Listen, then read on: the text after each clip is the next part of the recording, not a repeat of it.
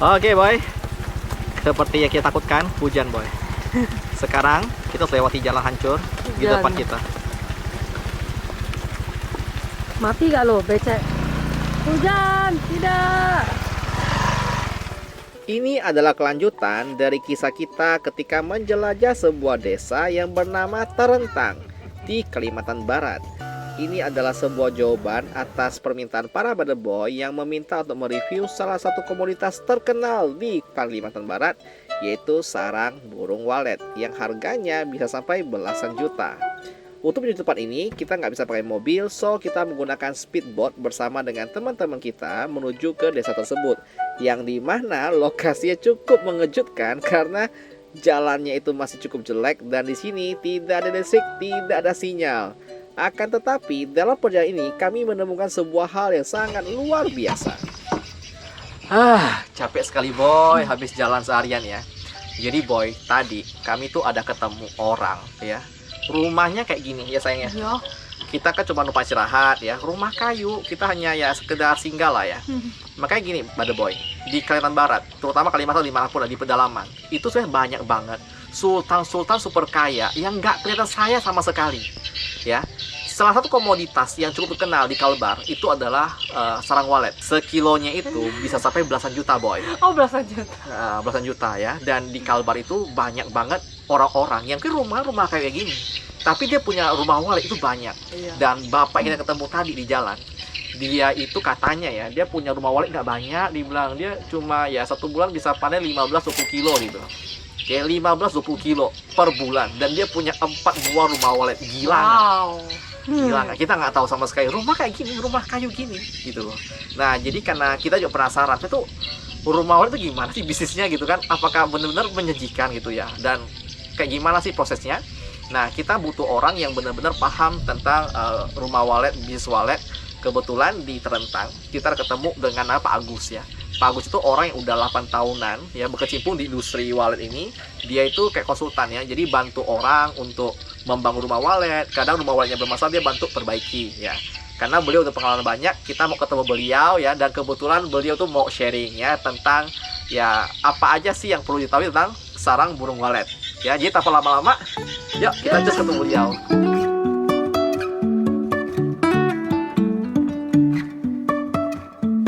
Life is a winding road, no telling where it goes. Halo Pak Agus. Halo. Nah, jadi ceritanya nih, Pak Agus sudah berpengalaman selama lebih dari 8 tahun di bisnis rumah walet. Nah, Pak, kalau boleh tahu, kan Badeboy kami kan banyak dari luar Provinsi Kalbar. Iya. Yaitu pas kita tahu tentang burung walet yang harga belasan juta. Itu benar nggak? Iya. Kadang-kadang di belasan juta, kadang-kadang juga di bawah 10 juta, di kisaran 8 juta. Umumnya di 8 juta, 10 jutaan lah per kilo. Oh, 8 sampai 10 Itu juta. untuk yang kualitasnya lumayan bagus ya, lumayan bagus. Jadi dia ada pengkelasan dari mungkin kalau pecahan itu bisa 4 jutaan ya, sampai yang terbagus itu mangkuk super itu belasan juta. Ya. Oh, berarti yang kalau kata orang di atas 10 juta itu adalah yang mangkuk. Ya, yang mangkuk. Berarti burung walet itu enggak ada di semua tempat. Hampir di semua pulau ada di Indonesia ya. Kalau di semua tempat itu ada walet, kan bisa kata orang ada supply and demand. Kalau supply-nya dikit, demand-nya banyak, harga Ya. naik dong. Iya. Kalau sampai harga walet ini bisa mahal banget.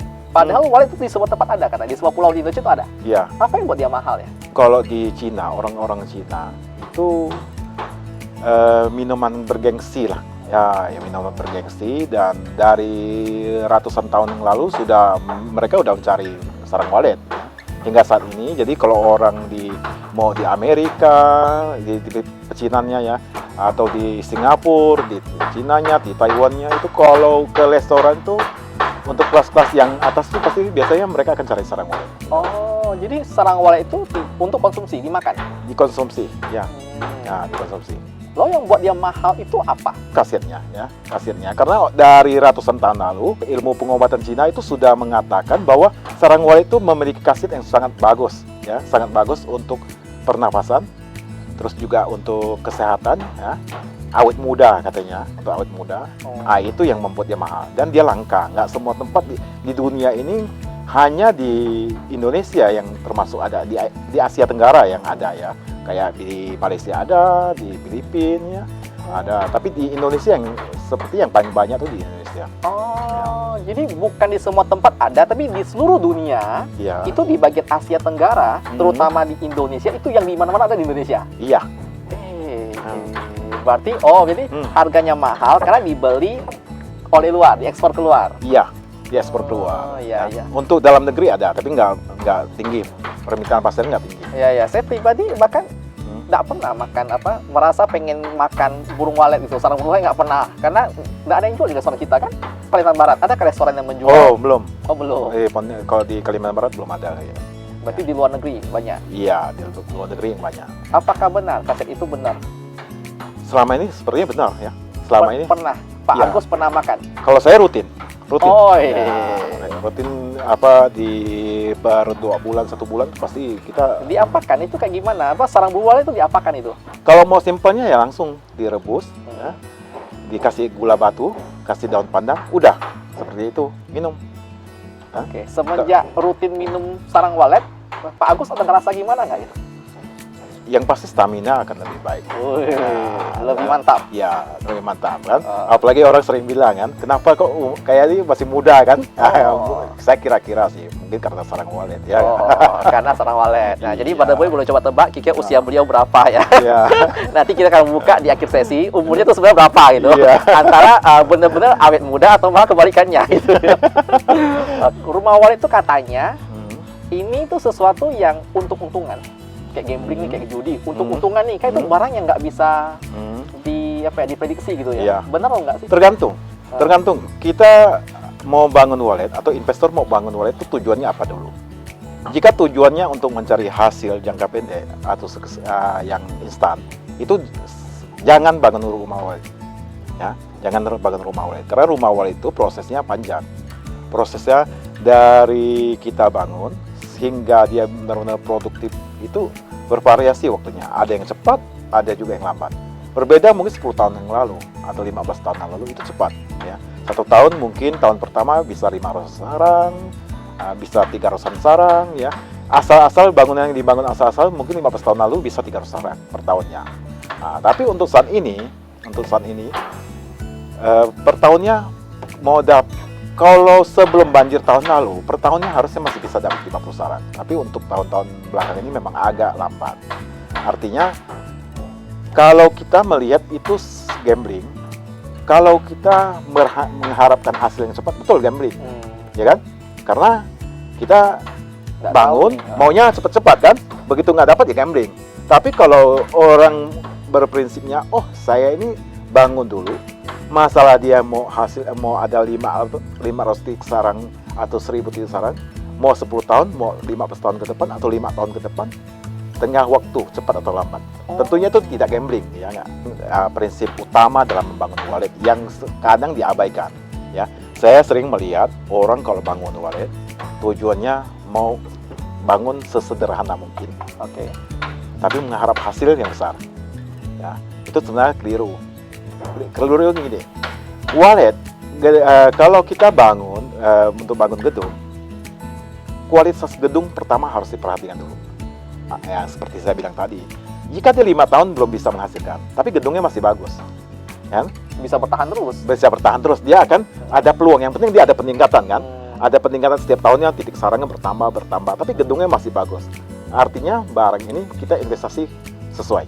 Tapi kalau kita dibangun dengan asal-asal, kan? Titik sarangnya banyak, tiba-tiba gedungnya sudah Rapuh. Sudah rapuh. Yang mana yang akhirnya keliru kan? Oh Ya. iya. Tapi tadi dari sini saya dengar Pak Agus bilang titik sarang. Ya. Jadi sebenarnya kayak saya tahu kan adalah rumah wallet yang itu per kilo.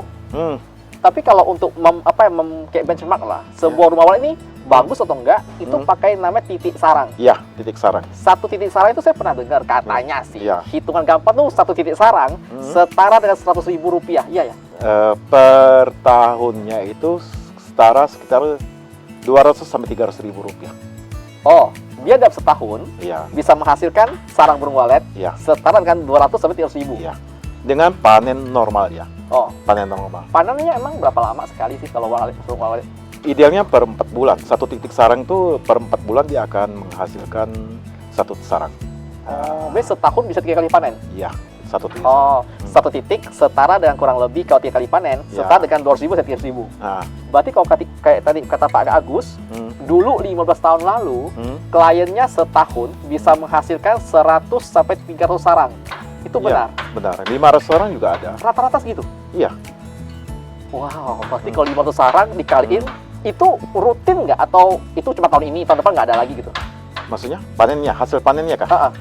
Hasil panen rutin. Kalau wallet ini, ini kenapa yang saya bilang tadi investasi kita tuh kita harus tahu dulu tujuan investasi kita hasilnya seperti apa.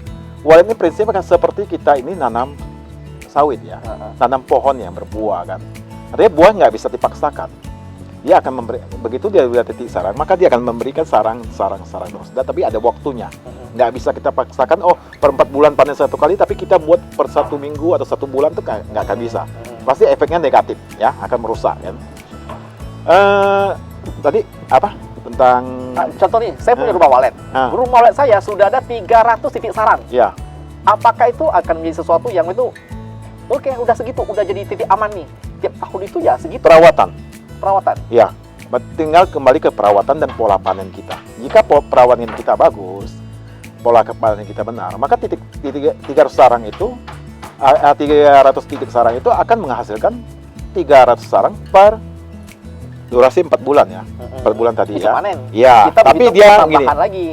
Waktunya kan nggak pasti nih. Ada wallet yang minggu ini buat sarang, ada juga yang minggu depan, ada juga yang 2 minggu lagi. Jadi sarang itu panennya ya selektif. Ikuti kapan sarang itu ditinggalkan oleh anak burung. Berarti nggak bersamaan. Tapi tetap kurang lebih di 400 sarang per siklus, per siklusnya. Ya, paham. Ya, karena kan ada yang udah jadi, sarangnya ada yang baru bikin gitu ya. Ya, berarti 1 tahun. Ya, 1 tahun. Tadi saya dengar ada pola panen yang salah tuh gimana maksudnya? Pola panen gimana? Ya, pola panen itu banyak pola panen ya. Ada panen normal. Panen normal itu setelah anakan terbang, ya, sudah benar-benar terbang baru dipanen. Itu normal. Harga sarangnya akan lebih rendah. Oh, Harga sarangnya akan lebih rendah karena warnanya sudah berubah, sudah agak kuning. Ya, tapi bobot sarangnya lebih tinggi.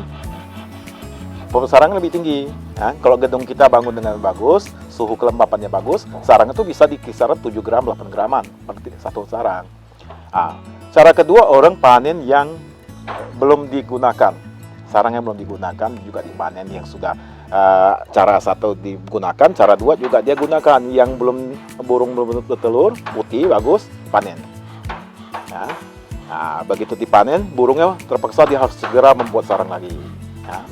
Ini agak kurang baik. Karena apa? Kita nggak tahu kapan burung itu akan bertelur. Kan? Begitu sarangnya begitu mau digunakan, kan nggak bisa ditahan itu telurnya, ya nggak? Telur kamu aja mau dikeluarkan nggak bisa ditahan, kan? Sama juga seperti burung. Jadi, kalau sarangnya sudah dipetik, tapi sarangnya dia mau bertelur, sarangnya tidak tersedia, terpaksa dia cari gedung, dia telur langsung buang ke lantai, atau dia cari ke tempat gedung lain yang lebih aman. Ya, kalau sering-sering diganggu, dia akan cari gedung lain yang lebih aman. Karena bagi dia di gedung itu tidak aman, predator. Kan? Yang ketiga, panen rampas. Ya, ini yang paling menurut saya ini sangat keliru ya. Karena kita harusnya bisa kalkulasi. Panen rampas itu adalah sarang yang digunakan atau belum digunakan sampai waktunya mereka panen habis. Panen mungkin 70% atau juga 100% panen. Ada telur dibuang, ada anakan dibuang. Ada cara seperti itu. Tapi ya, cara seperti itu membuat gedung suatu saat nanti dia akan stagnan, langsung habis. Yang paling ngeri dari bisnis ini adalah pada saat gedung itu sudah tidak bertambah populasi, maka dia grafiknya akan turun. Ya kan? Pola ketiga dan pola kedua ada kecenderungan titik sarangnya sudah banyak, tapi dia sampai di 7 tahun, 8 tahun dia akan menurun. Kalau gedung wallet, jika titik sarang tidak bertambah dalam setiap tahunnya, itu sudah bahaya. Oh, normalnya itu tiap tahun pasti nambah sarang? Harus ada nambah sarang, harus nambah. Baru sehat gedung itu. Ya? Artinya kita investasi dia akan memberikan kita hasil terus-menerus, seterusnya kan. Jika dia tidak bertambah titik saran, maka usia wallet kan pasti ada batasnya. Sampai Berapa lama usia wallet?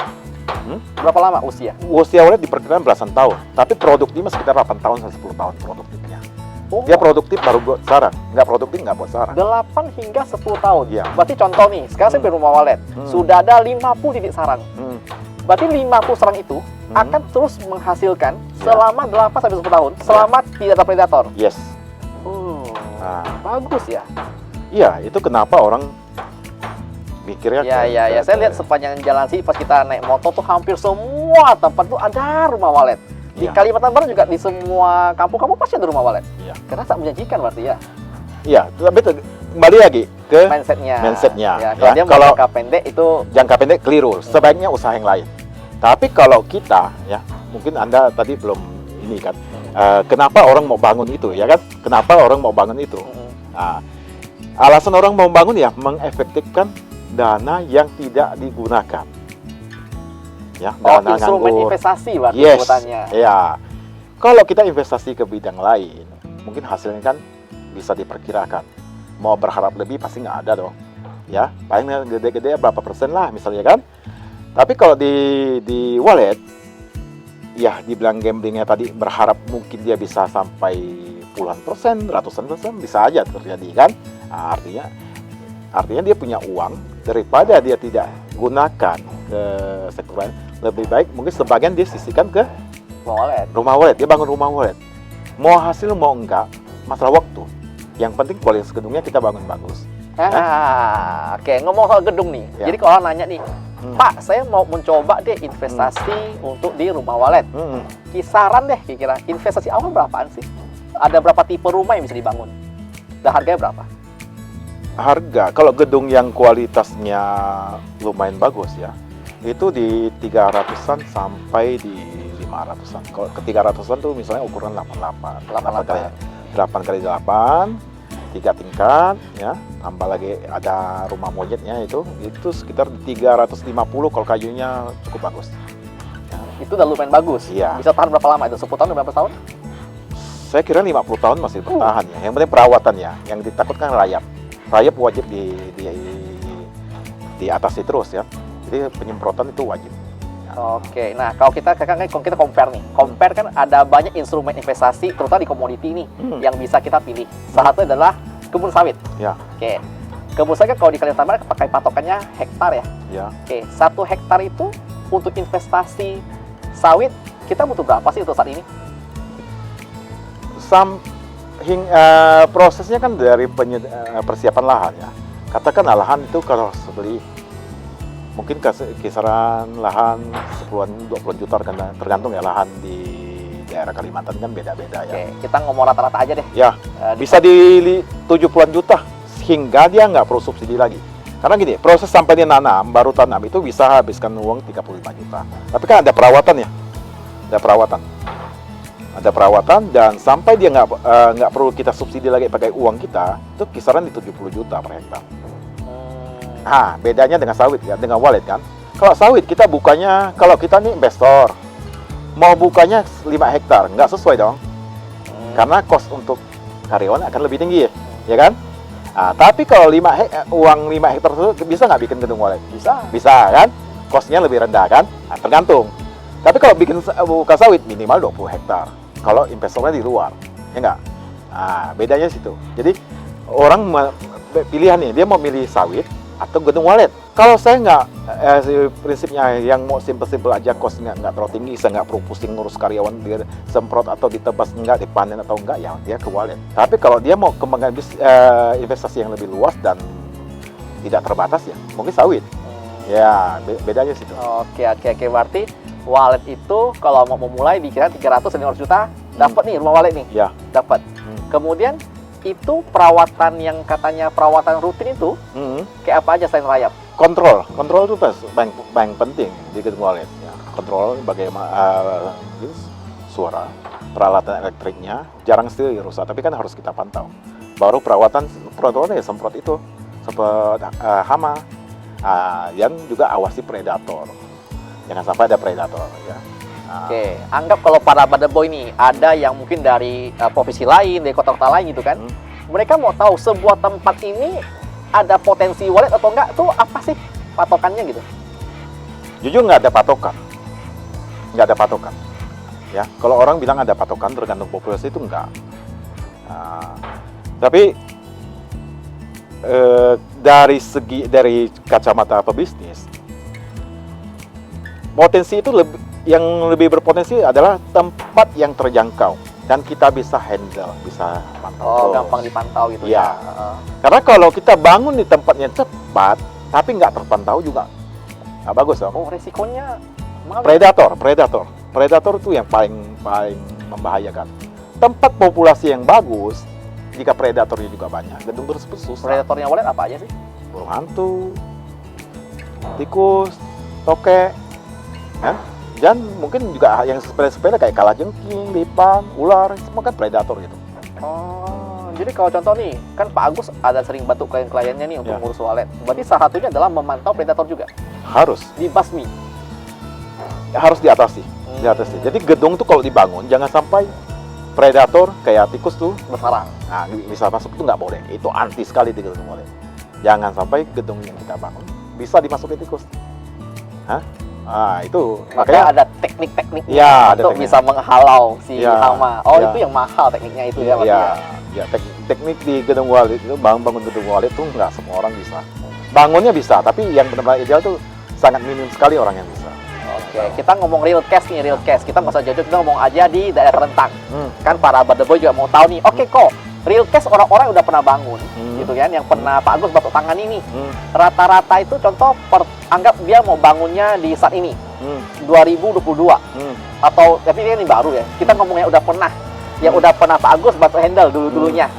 Itu ada contoh nak rumah wallet, dia bangun modal berapa, di tahun pertama berapa sarang, dan prospek ke depan gimana? Pernah ada nggak cerita gitu? Tergantung kapan dia bangun. Kalau di 10 tahun yang lalu mungkin 500 sarang per tahun, 1 tahun pertama.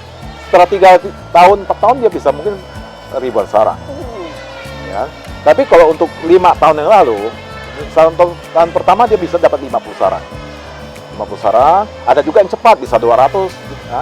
Ada yang 100, tergantung. Kita nggak bisa tahu juga, biarpun gedungnya berdekatan, teknisnya semua sama, tapi ada gedung-gedung tertentu yang memang cepat. Ada juga yang lambat, tapi dia masalah waktu aja. Yang lambat juga akan menyusul. Oh, jadi kalau contoh nih kita ngomong sarang walletnya ini setahun cuma 50 sarang ya, penambah 50 sarang. Tahun depan penambah lagi 50 sarang. Bisa. Itu termasuk biasa aja atau lambat atau cepat? Prinsip investasi wallet sebenarnya jangan hiraukan dia cepat atau lambat. Yang paling bahaya adalah jika kita dia gedungnya stabil nambah. Mungkin hanya tambah 20 sarang, 30 sarang, tapi nggak puas, dirombak ini, rombak itu yang paling bahaya.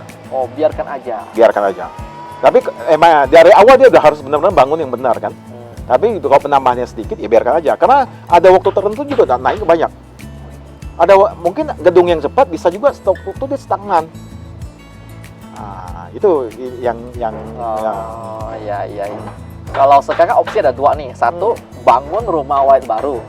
Kan juga saya pernah ketemu ada yang mau jual juga rumah walletnya. Iya. Mungkin lagi mepet duit lah ya, lagi Iya. BU kata orang. Ya. Kira-kira untuk membeli rumah wallet second kata orang yang udah dimiliki, itu bagus nggak sih? Ada perbedaan gini. Gedung wallet kalau untuk 6 bulan pertama masih baru, dia daya pikatnya memang lebih baik. Daya pikat? Iya. Oke. Nah, tapi kalau udah untuk sama-sama gedung tua, sebenarnya kurang lebih aja. Jadi gedung second, biasanya mungkin orang bangunnya kurang pas, ada posisi tertentu yang kurang pas, diatasi, kan? Begitu dia mau juga, bisa berkembang juga. Pernah. Berarti membeli rumah wallet yang bekas orang. Iya. Saya kebetulan nih Badeboy ya, kita tuh ada keluarga yang juga di daerah Rentang yang lagi menjual rumah walletnya. 3 buah rumah wallet dengan luas lahan yang cukup luas banget, dan dijual itu cuma dengan harga 1 miliar. Nah, Ya. itu keluarga kita juga, dan kemudian tuh udah ada isi 40 titik. Ya. Jadi apa sih yang harus kita lihat? Berarti kayak tadi ya, kayak contoh lokasi, pembuatan gedung dan ini ya. Ya. Tapi membeli rumah wallet yang udah terbangun itu berarti nggak salah. Selama kuncinya adalah orang yang bisa dipercaya dan dia memiliki skill, nggak salah. Kan? Dia orang yang bisa dipercaya, ngurus ya, yang ngurus, bisa pantau terus, kan? Dan dia punya skill.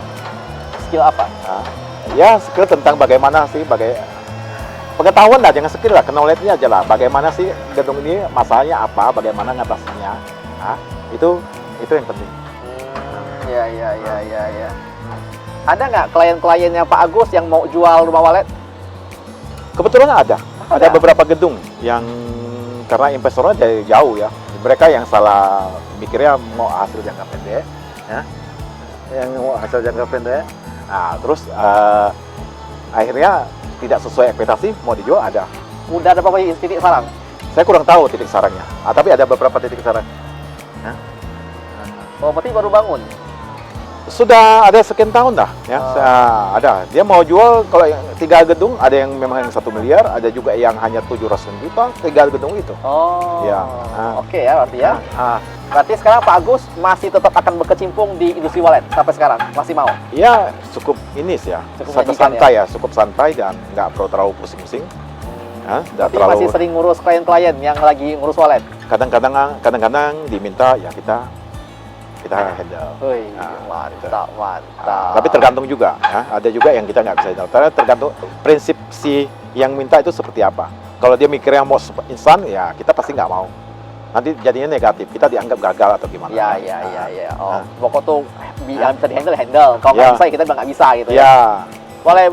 Oke, itu aja para Boy ya. Ini sebuah sesi menyenangkan. Thank you banget Pak Agus udah bantu share ilmunya ya. Jadi buat kalian yang mau penasaran lagi tentang walet, boleh langsung komentar aja di Instagram ya. Karena kebetulan memang keluarga kita semua itu rata-rata itu berindustri di rumah walet. Oke, lanjut.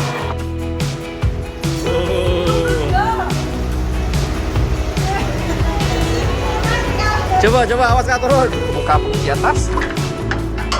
Jangan poin lah. Bisa di. Udah atas ya. Wow, gede banget. Menyangkut di kompartemen pertama sini berisi seperti isolasi ya dan segala gunting, cutter, pokoknya barang-barang yang stationary lah ya kau pakai untuk. Jadi kalau misalnya kita lagi ke hutan di tempat yang gelap yang gak ada lampu, itu kali kita hidup di luar itu terang banget. Muatan kita total 2 ton. Jadi kita sudah membeli dongkrak yang untuk muatan 4-5 ton. Kira selebihnya di sini. Nih. Di sini kita punya inverter ya. Inverter ini bukan inverter biasa. Masih nonton ya? Jadi kita cuma mau ucapin selamat datang buat teman-teman yang baru menonton channel kita. Selamat bergabung di keluarga besar kita ya. Dan berhubung masih banyak nanyain kerjaan kita apa, sebenarnya kerjaan utama kita selama traveling adalah di asuransi. Kita sudah lebih 10 tahun di profesi ini dan membantu ratusan klien di seluruh Indonesia. Jadi buat kamu yang lebih asuransi untuk keluarga, papa, mama, atau siapapun juga bisa kontak di DM IG kita. Dan buat kamu yang suka konten ini, kamu bisa support kita dengan klik link yang ada di bawah untuk traktir bensin untuk Bambang. Terima kasih untuk Boy yang udah support atau menjadi member di minggu ini. Yuk pegang ini. Tunggu kami di kota kalian ya. Dadah. Dana yang terkumpul akan kami alokasikan untuk membantu sesama selama kita perjalanan keliling Indonesia.